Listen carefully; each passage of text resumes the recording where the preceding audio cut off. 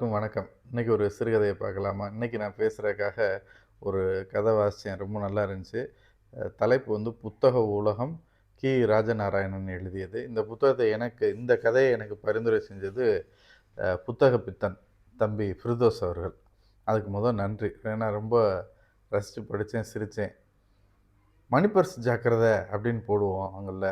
அந்த மாதிரி புத்தகங்கள் ஜாக்கிரதை அப்படின்றத நீங்கள் இது வரைக்கும் கேள்விப்படலைன்னா உங்களுக்கு வந்து திருமான் வேங்கடத்தை தெரியாது, அவரை சந்தித்ததில்லை அப்படின்னு அர்த்தம் அப்படின்னு கதையை தொடங்குகிறார் ஆசிரியர். ஏன்னா அந்த வேங்கடம் இருக்கார், புத்தகங்களை அசத்துறதுல நிபுணர், அவர் சமர்த்தர். இதுக்குன்னு ஒரு நோபல் பரிசு அமைச்சிருந்தாங்கன்னு வைங்க, வருஷம் அவருக்கு தான் இந்த நோபல் பரிசை கொடுக்கணும். அந்த நோபல் பரிசு கூட டாலருக்கு பதிலாக புத்தகமாக கொடுப்பாங்க அப்படின்னா அவருக்கு அதில் ரொம்ப சந்தோஷம் வேங்கடத்துக்கு. அந்த அளவுக்கு அவர் புத்தகங்கள் மேலே ஒரு விருப்பமான ஒரு மனிதர். அந்த மகானுபாவனை நான் சந்தித்தது வந்து ஒரு நூலக ஆண்டு விழாவில். அந்த நூலகம் வந்து என்ன செஞ்சுருக்காங்கன்னா, ஒரு புத்தக கண்காட்சி நடத்தியிருக்கிறாங்க. அங்கே இவங்கெல்லாம் போகும்போது, கதையாசிரியர் போகும்போது தான் அந்த வேங்கடத்தை அறிமுகமே. அங்கே இவங்க போகும்போது அங்கே வந்து ஒருத்தர் ஒவ்வொரு புத்தகங்களையும் ரொம்ப விருப்பமாக முறைச்சி பார்த்து தேடிக்கிட்டே இருக்கிறாரு, பார்த்துட்டே இருக்கிறாரு. இப்படி ஒரு மனுஷன் யார் எப்படி புத்தகங்களை பார்த்து பார்த்து நின்றுக்கிட்டு இருக்கா, பெண்கள் புடவை கடையை முறைச்சி பார்க்குற மாதிரி அப்படின்னு கதையாசிரியர் சொல்கிறாரு. அப்படின்றப்ப பொட்டல் விழுந்த தலை, மூக்கு கண்ணாடி போட்டு ஒரு நடுத்தர வயது ஆள் அவர் வேங்கடம். அவரை பற்றி அந்த நூலகர் வந்து அறிமுகப்படுத்துகிறார். இன்னைக்கு சொற்பொழிவாற்ற போகிறாரு அவர் தான் இவர் திருமான் வேங்கடம் அப்படின்றார். அப்போது அங்கே அவரை பற்றி நம்ம கேட்டு தெரிஞ்சுக்கிட்டோம். ஒரு நல்ல வசதியான விவசாயி, அவருக்கு பொழுதுபோக்கு எல்லாமே புத்தகம் படிக்கிறது தான் அப்படின்னு கேள்விப்பட்டோம். அவரோட கொஞ்சம் நேரம் பேசிக்கிட்டு இருந்தாலே நமக்கு என்ன மாதிரி தோணும்னா, இவர் இப்போ தலையணைக்கு பதிலாக புத்தகங்கள் தான் வச்சு படுப்பாரோ அப்படின்னு கூட சிந்திக்க தோணும். ஏன்னா அவரை பார்க்கும்போதெல்லாம் அவரை வெறுங்கையோடு பார்க்கவே முடியாது. ஏதாவது ஒரு புத்தகத்தை கையில் இடுக்கிக்கிட்டோ அதை கக்கத்தில் இடுக்கிக்கிட்டோ தான் அவர் காட்சி தருவார். அன்றைக்கி சொற்பொழிவு நடத்தும் போதும் அவர் அப்படியே எங்கள் எல்லாரையும் சொக்கும்படி செஞ்சிட்டார். எங்களுக்கெல்லாம் புத்தகங்களை படிக்கத்தான் தெரியும், ஆனால் புத்தகங்களை பற்றி பேச தெரியாது. அன்றைக்கி அவருடைய பேச்சினுடைய தலைப்பு வந்து உயிருள்ள புத்தகங்கள்.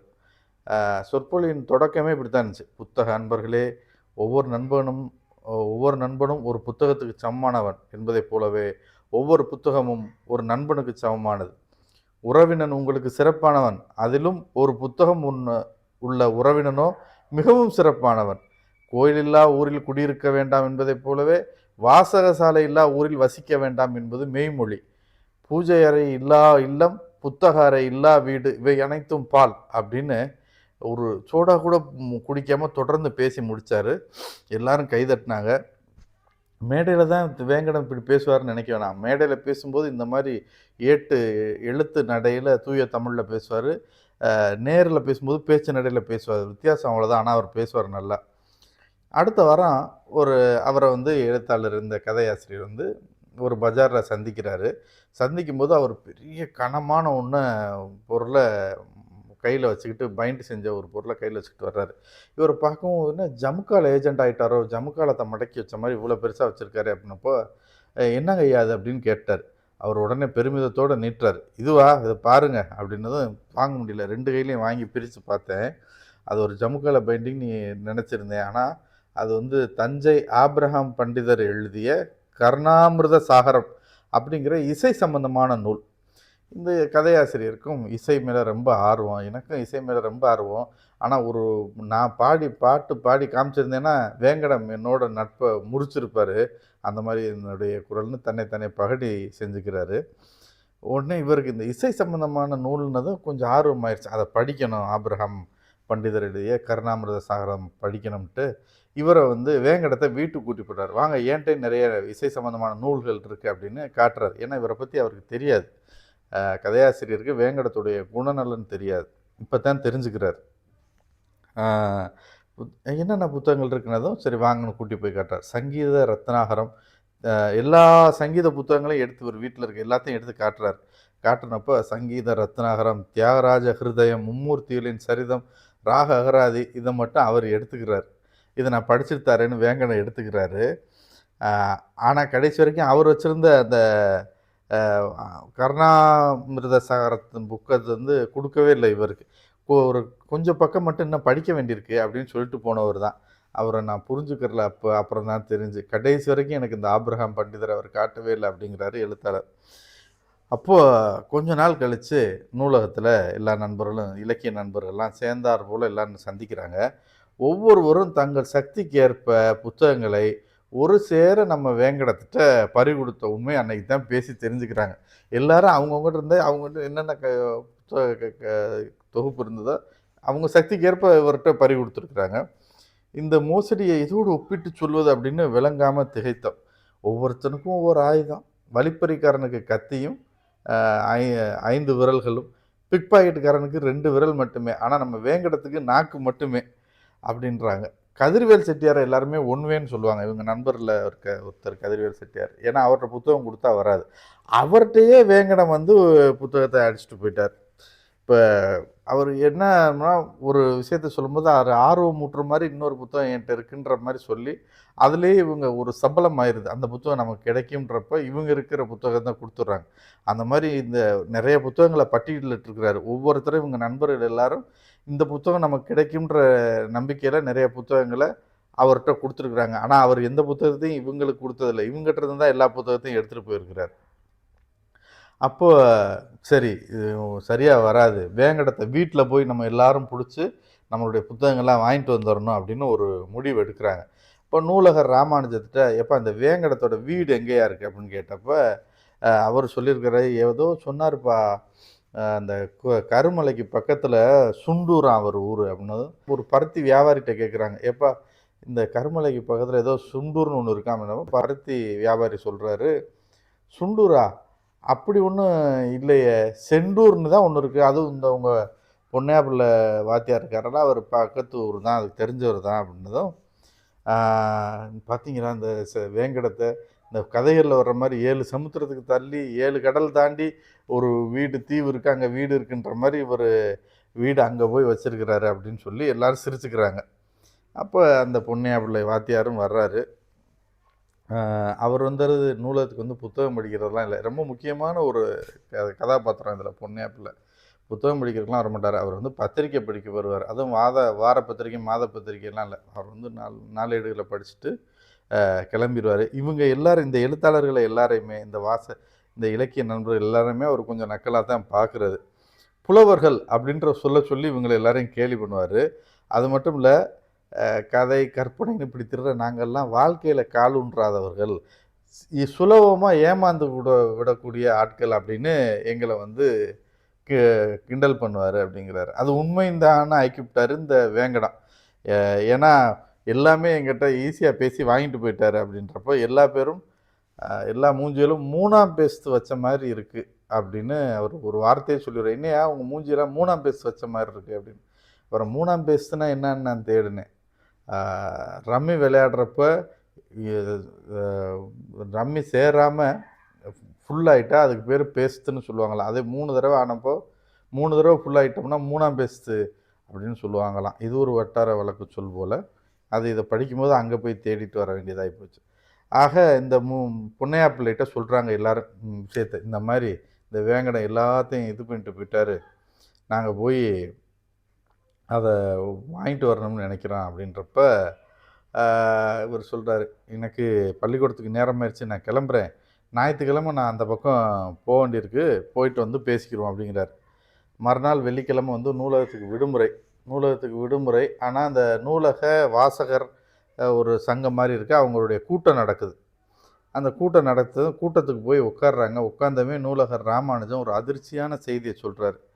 என்ன சொல்றாருன்னா, நம்ம வேங்கடம் வந்து அவரு வந்து இறந்து போயிட்டாரு. மாடியிலிருந்து தவறி விழுந்து மண்டையில அடிபட்டு செத்து போயிட்டாரு. ஆஸ்பத்திரிக்கு போற வழியிலே இறந்துட்டாராம் அப்டின்னதும், இது செய்தி கேட்டதும் இந்த புத்தகத்தை பறிகொடுத்த இந்த இலக்கிய நண்பர்கள் எல்லாருக்குமே கையும் ஓடல, காலும் ஓடல. "எது வேங்கடம் இறந்து போயிட்டாரா? இது பொய் செய்தியா இருக்கக்கூடாதா?" அப்படின்னு மனசு ஏங்குகிறது. இந்த அப்ப இவங்க என்ன சொல்றாங்க, அவரு ஒரு நூலகர் ராமானுஜம் ரொம்ப உருக்கமா ஒரு இரங்கல் செய்தி வாசிச்சுட்டு, ஆழ்ந்த அனுதாபங்களை தெரிவித்துக்கிறேன்றாரு. இவங்க அன்னைக்கு நூலகத்தில உட்காந்து வாசிக்கிற விருப்பமே இல்லாம முனிசிபல் பார்க்ல போய் உட்காந்து இந்த நண்பர்கள்லாம் பேசுறாங்க. இந்த புத்தகங்கள்லாம் விட்டுட்டு எப்படியா போக மனசு வந்துச்சுன்னு கதிர்வேல் செட்டியார் அப்படி தன்னைத்தானே கேட்பது போல் இவங்க எல்லாரையும் பார்க்குறாரு. சரி, என்ன இருந்தாலும் வேங்கடம் வந்து அவ்வளோ புத்தகங்களை சேகரித்து வச்சுருக்கிறாரு. நம்ம அவங்க வீட்டுக்கு போய் துக்கம் கேட்டுட்டு அப்படியே அந்த புத்தகங்கள்லாம் கொண்டு வந்து அவர் நினைவா ஒரு நினைவாலயம் அமைச்சு செய்வோம். அவர் பேர் சொல்லும்படியாக இருக்கும் அப்படின்னு முடிவு பண்ணுறாங்க. எல்லாருக்கும் இந்த யோசனை அருமையாக படவும், சனிக்கிழமை மாலை அலுவலகம் முடிஞ்ச உடனே நண்பர்கள் எல்லாம் சேர்ந்து வேங்கடத்தின் ஊருக்கு போய் துக்கம் விசாரிக்கிறதா முடிவு பண்ணிட்டாங்க. இந்த பொன்னியா பிள்ளைய காணோமே, அவர் இருந்தால் நல்லா இருக்குமே அப்படிங்கிறாங்க. அப்போ விசாரிக்கும்போது அவர் வந்து வெள்ளிக்கிழமையே கடைசி பீரியடு பெர்மிஷன் எடுத்துகிட்டு ஊருக்கு போயிடுவார். திங்கக்கிழமை தான் மறுபடியும் வேலைக்கு வருவாருன்னு தெரிஞ்சதும், சரி நம்ம போய் பார்த்துரும் அப்படின்ட்டு அங்கே இருக்க பருத்தி வியாபாரிகிட்ட விவரம் கேட்குறாங்க, எப்படி போகணும் அந்த ஊருக்குன்றப்ப அவர் சொல்கிறார், இந்த நேரத்தில் சனிக்கிழமை சாயங்காலம் கிளம்பி ராத்திரியில் அந்த கிராமத்தில் எங்கேயா போய் தங்குவீங்க, விடிஞ்சதும் கிளம்புங்க, அதான் சரியாக வரோம்னா விடிஞ்சதும் கிளம்பி போகிறாங்க. ரயில் ஏறி போனால் அந்த கடம்பூர்னு ஒரு ஊர் இருக்குது, அங்கே போய் இறங்கி அங்கேருந்து போகணும் போல் அந்த கிராமத்துக்கு. அங்கே போய் இறங்கினதுமே கோடை மலை பிடிச்சி ஊற்றுது. மழை எப்படி பெய்யுதுன்னா முதல்ல காற்று அப்படி காற்று அடிக்குது, மரத்தின் சிண்டை பிடிச்சி ஆட்டுது காற்று, மரம்லாம் தரையில் விழுந்து மன்றாடி கெஞ்சுது காற்றுட்ட. மழையின் உதவியே இல்லாமல் மழை வந்து அருவியாக மேகத்துலேருந்து நேராக கொட்டுது அப்படின்னு அழகாக அந்த இடத்த வர்ணிச்சிருக்கிறாரு. அப்படி ஒரு மழை பேஞ்சிக்கிட்டு இருக்கும்போது இந்த கடம்பூர் ரயில்வே ஸ்டேஷனில் இறங்கி இவங்க எல்லாம் நின்றுக்கிட்டு இருக்கிறாங்க. வேகமாக பொன்னையாப்புல நனைஞ்சுக்கிட்டே வர்றாரு. அந்த பருத்தி வியாபாரி சொன்னார்ப்பா நீங்கள் எல்லாம் வந்திருக்கீங்கன்னு, அதுதான் நான் வந்தேன் அப்படிங்கிறாரு. அப்படின்றப்ப உடையல்ல தண்ணியாக இருக்கிற உடையெல்லாம் பிழிஞ்சிக்கிட்டே சொல்கிறார், நீங்கள் போய் அங்கே ஊருக்குலாம் போய் பார்க்க வேண்டிய வேங்கடத்தை பார்க்க வேண்டிய அவசியம்லாம் இல்லை, எல்லாம் முடிஞ்சிச்சு அப்படிங்கிறார். என்னது எல்லாம் முடிஞ்சிச்சு அப்படின்னதான், வாங்கயா ஒரு காபி சாப்பிட்டுக்கிட்டே பேசுவோம், விவரம்லாம் சொல்கிறேன் அப்படின்னு கூட்டி போகிறாரு. இவங்களுக்கு ஒன்றும் புரியல, என்ன எல்லாம் முடிஞ்சுட்டு அப்படின்னு சொல்கிறாரு அப்படின்ட்டு. அவர் இறந்து போயிட்டாரியா, வேங்கடத்தோட அவர் சேர்த்து வச்சுருந்த புத்தகங்கள் எல்லாத்தையும் கூடவே போட்டு கொளுத்திட்டாங்க அப்படின்னு சொல்லி நிறுத்துறாரு. இவங்களுக்கு அப்படியே திக்குன்னு ஆயிடுது. என்னது புத்தகங்களை போட்டு எழுதிட்டாங்களா, கொளுத்திட்டாங்களா, எங்க இன்னொரு தடவை சொல்லுங்க அப்படிங்கிறாரு கதிர்வேல் செட்டியார். அவர் டிக்டேஷன் மாதிரி மெதுவாக திருப்பி அதே சொல்கிறார், வேங்கடத்தோட சேர்த்து அவர் சேகரித்து வச்ச புத்தகங்களை எல்லாத்தையும் எரிச்சிட்டாங்களா அப்படின்னா. உடனே கதை எழுதுகிற சிகாமணி, என்னையா அது ஒரு சிறுகதையின் ஆரம்பம் மாதிரில தொடங்குறீங்க அப்படின்றார். வேங்கடத்துக்கு ஏற்பட்டது தஞ்சாவே இல்லையா அப்படிங்கிறாரு அடுத்து. இது 2வது வாக்கியம். இது சொன்னதும் இன்னும் அதிர்ச்சி ஆயிடுது, இவங்களுக்கு பேச தைரியமே இல்லை. எப்பா தொடர்ந்து சொல்லுப்பா அப்படின்னதும் தொடர்ந்து பிள்ளைவாள் சொல்கிறார், நேற்று செண்டூருக்கு போயிருந்தேன்ப்பா, வேங்கடத்தோட வீட்டுக்கு போய் துக்கம் விசாரிக்க. பக்கத்து வீடுகள்லாம் எங்கள் தூரத்து உறவுகள் தான், என்ன ஏதுன்னு விசாரித்தேன். அப்புறம் தான் விஷயம் தெரிஞ்சது நடந்ததெல்லாம்ட்டு பொறுமையாக சொல்கிறார். வேங்கடம் ஒரு சுமாரான விவசாயி தான். அவங்க வீட்டில் எந்த விவசாய வேலையும் கவனிக்காமல் எந்நேரம் புத்தகமே படிச்சுக்கிட்டு இருப்பாராம். இது அவருடைய பொண்டாட்டிக்கும் பிள்ளைக்கும் சுத்தமாக பிடிக்காது, அவர் மகனுக்கும் சுத்தமாக பிடிக்காதான் இது. சின்ன பையனாக இருக்கும்போதே வேங்கடத்தோட அப்பாவே திட்டுவாரான், ஒரு நாளைக்கு உன்னையும் இந்த புத்தகங்களையும் சேர்த்து வச்சு கொளுத்துறேன்டா, அன்னைக்கு தான் என் மனசு ஆறும் அப்படின்னு சொல்லுவாராம். அப்படி புத்தகத்தை இவர் படிக்கிற ஆள் இப்படி பகலாக புத்தகத்தையே கட்டி அழுது அந்த சம்சாரியாக இருக்கிறவங்களுக்கு யாருக்கு தான் பிடிக்கும் வேலை எதுவும் செய்யாமல். இதனாலே இவர் பொண்டாட்டிக்கும் இவர் மகனுக்கும் இவருக்கும் சண்டை அடிக்கடி வருமா, அடிதடிலாம் நடக்குமா. அன்னைக்கு சம்பவம் நடந்த அன்னைக்கு பம்பு செட்டு ரூம் சாவியை காணோம். அதை தேடிக்கிட்டு இருந்திருக்கிறாங்க. வேங்கடம் வந்து எந்த கவலையும் இல்லாமல் புத்தகம் படிச்சுக்கிட்டு இருந்திருக்காரு. ஒரு பக்கத்தை திருப்புற அந்த நேரத்தில் மகனும் மனைவியும் புத்தகம் தேடுறாங்களே அப்படின்னு அங்கிட்டு பார்த்துருக்காரு. ஆனால் எதுவும் சொல்லாமல் இவர் அடுத்து புத்தகத்தை தொடர்ந்து வாசிக்கிட்டே இருந்திருக்கிறாரு. அப்போ மனைவி சொல்லியிருக்காங்க, இந்த பாதகங்கள் இருக்குல்ல, இதில் எதுவும் இருக்கான்னு போய் தேடுறா அப்படின்னு மகனை சொல்லியிருக்காங்க மனைவி. அந்த பையன் என்ன செஞ்சுருக்கான், இப்போ ஏன்னா கரண்ட்டு நிற்கிறதுக்குள்ளே பம்பு செட்டை போடணும், இல்லைன்னா பயிர்களுக்கு தண்ணி பாய்ச்ச முடியாது. அது இப்போ கரண்ட்டு நின்றும். அதனால் அவசரமாக அவன் தேடுறவன் புத்தகங்களை தேடி தள்ளி விட்டுட்டான். புத்தகங்களை தள்ளி விடவும் வேங்கடத்துக்கு கோவம் வந்துடுது. வேறு எதில் விளையாண்டாலும் பிரச்சனை இல்லை, புத்தகங்களை தொட்டால் வேங்கடத்துக்கு பிடிக்காது. உடனே கோவம் வந்துடுது. இவன் தள்ளிவிடும், ஓங்கி ஒரு எத்துறாரு மகனை. அவனும் சலச்சவன்ல திரும்பி இவரை ஒரு அடிக்க, இவர் பக்கத்தில் இருந்த உலக்கையை எடுத்து மகனை அடிக்க போக, மகன் உலக்கையை பிடிக்கி திரும்பி ஓங்கி அடிச்சு விட்டா மண்டையில் ஒரே அடி, உயிர் போயிடுச்சு. ஐயையோ, மனைவி வந்து பிடிக்கிறதுக்குள்ளே அடிபட்டுருச்சு, செத்து போயிட்டார். ஐயையோ அப்படின்றது இந்த சத்தம் கேட்டு பக்கத்து வீட்டுக்காரங்களாம் வரவும், இருந்தாலும் மகனை காட்டி கொடுக்க முடியாது. அப்போ மாடியிலேருந்து விழுந்துட்டாரு அடிபட்டு போச்சு அப்படின்னு மனைவி அழுக. கடைசியில மகன் சொல்லிடுறான், ஐயோ தெரியாமல் எங்கள் அப்பனை நான் கொண்டு விட்டனே அப்படின்னு. ஆனால் இந்த மாதிரி நேரத்தில் தான் கிராமங்களும் உறவுகளும் உடனடியாக பதறிக்கிட்டு வேகமாக வேலை செய்வாங்க. சரி சரி ஆனது ஆகிப்போச்சு, ஆளை கொண்டு போய் தகனம் பண்ணிடுறோம்னு. தகனம் பண்ணுறதுக்கு முன்னாடி இந்த மாதிரி ஆளுகளுக்கு அவங்களுக்கு ரொம்ப பிடிச்ச பொருட்களையும் சேர்த்து வச்சு தகனம் பண்ணணும்னு சொல்லிட்டு அவர் நாள் சேர்த்து வச்ச புத்தகங்களை எடுத்துக்கிட்டு கலப்பை தேஞ்சு போன கலப்பை நூ க கொம்பு அப்புறம் பருத்தி மாதிரிலாம் கொண்டு போய் வச்சு ஆளை எரிச்சிடுறாங்க, தகனம் பண்ணிடுறாங்க. இந்த விஷயம் இவர் போய் விசாரிச்சதுனால பொன்னையா பிள்ளைக்கு தெரியுது. பிறகு இவங்க வந்துட்டோமேன்றக்காண்டி வீட்டில் போய் துக்கம் விசாரிக்க போயிருக்கிறாங்க. போகும்போது அவங்க ரொம்ப வருத்தத்தோடு பேசுகிறாங்க. எப்போயுமே அவருக்கு புத்தகம் தான், புத்தகம்னா போதும் அவருக்கு, சாப்பாடு தண்ணியே வேண்டாம் அப்படின்னு சொல்லி கண்ணீர் விடுறாங்க அந்த வீட்டில் அவர் மனைவியும் மகனும். இப்போ மூலையில் கீழே ஏதோ கிழிஞ்சு போய் கிடந்த பேப்பர் ஒன்று கிடக்கு. அதை எடுத்து பொன்னையா பிள்ளை மடியிலேருந்து எடுத்து எடுத்து எங்கிட்ட கொடுத்தார். கிழிசெல்லாம் சரி செய்து நேராக்கி எடுத்து கூட்டி படித்தோம். இறந்தவர்கள் வாழும் நிலையும் பேசும் முறையும் அப்படின்னு இது ஒரு புத்தகத்தோட அட்டை. நாங்கள் ரயிலில் புறப்படுவதற்கான அந்த ரயில் வண்டி வருவதற்கான நேரம் வந்துருச்சு, கிளம்பிட்டோம் அப்படின்ற மாதிரி சிறுகதை முடியுது. இந்த புத்தகங்கள் விரும்பி விரும்பி வாசிக்கிற ஒரு மனுஷனுடைய தனிப்பட்ட வாழ்வையும் அவர் பொது இடத்துல பழகிற விதங்களையும் வச்சு ஒரு கலகலப்பான சிறுகதையாக சொன்னாலும் இதை படித்து முடிக்கும்போது கொஞ்சம் கஷ்டமாக இருந்துச்சு.